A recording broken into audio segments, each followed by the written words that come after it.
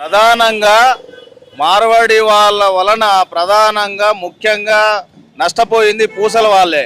ముఖ్యంగా మేము చేసే వ్యాపారం ఏదైతే ఉన్నదో మా శ్రీ సౌందర్య వస్తువులను ఏదైతే అమ్ముతారో కాటుక కుంకుమ మరి స్త్రీకి సంబంధించినట్టు అలంకార వస్తువులకు సంబంధించినట్టు అమ్మేటివి ఈరోజు వాళ్ళు కంగని మాల్స్ అని చెప్పి మొదలు మా యొక్క కడుపును కొట్టిన వారు వాళ్ళే.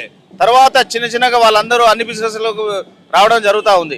మేము ఒకటే ప్రధానంగా కోరేది ఒకటే, పూసల వారు సంచార జాతుల వారు కోరిక సంచార జాతులు ఎంత సంఖ్యలో ఉన్నారో మేమెంత మాకు అంత ఇవ్వాలనే ఒకే నినాదంతో ఈరోజు తెలంగాణలో ఉన్న సంచార జాతులు అందరూ కూడా ఐక్యమై దాదాపు 64 కులాలు ఈరోజు రవీంద్ర భారతిలో వారి యొక్క ఆత్మ గౌరవానికి వారి యొక్క ఆవేదనను చూపించడానికి వాళ్ళ హక్కుల కోసం మరి ఈరోజు ఈ సభ పెట్టడం జరుగుతూ ఉంది.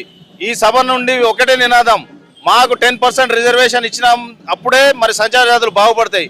ముఖ్యంగా మార్వాడి వారి వలన ఇది వృత్తి కోల్పోతున్నది పూసల వాళ్ళు. కాబట్టి దయచేసి we also support the go back Marwadi.